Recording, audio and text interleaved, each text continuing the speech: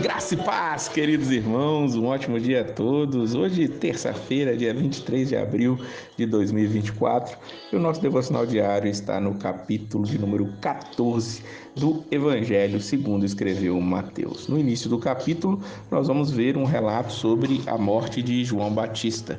Herodes, o tetrarca, não Herodes o Grande, aquele que tentou matar Jesus na infância, mas um de seus filhos, ele está cometendo um ato que é impuro, um ato de adultério com a mulher do seu próprio irmão, chamada Herodias, e o seu irmão chamado Filipe.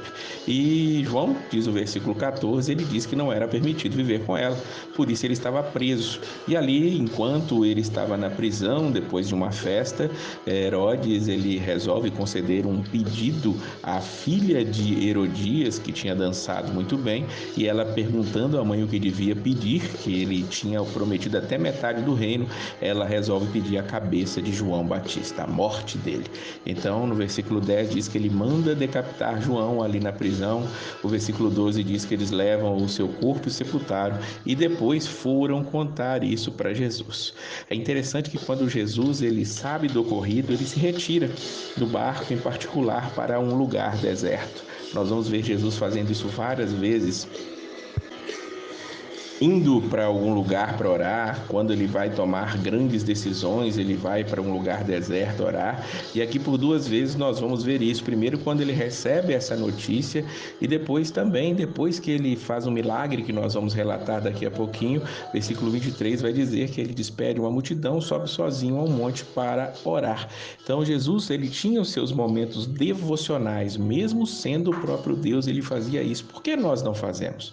Por que nós não tiramos esse momento para estar sozinhos com o Senhor, voltados para Ele, introspectivos e voltados para a palavra, ouvindo o Evangelho falar aos nossos corações?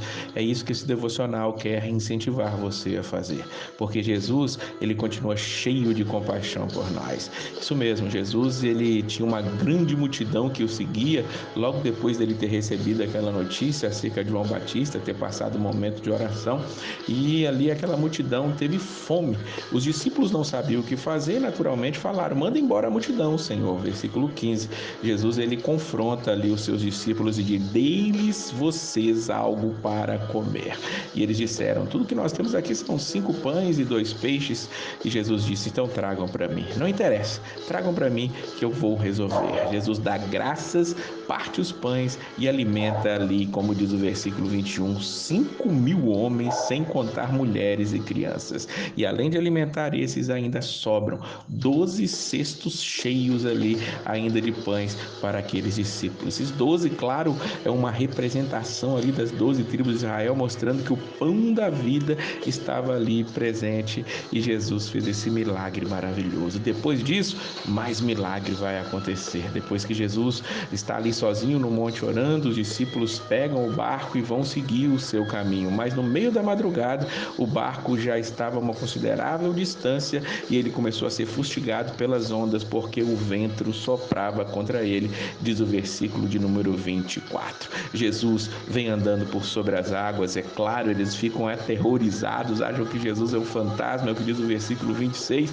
mas Jesus diz uma palavra que fala para mim e para você ainda nos nossos corações nos dias de hoje: coragem, não tenham medo, sou eu.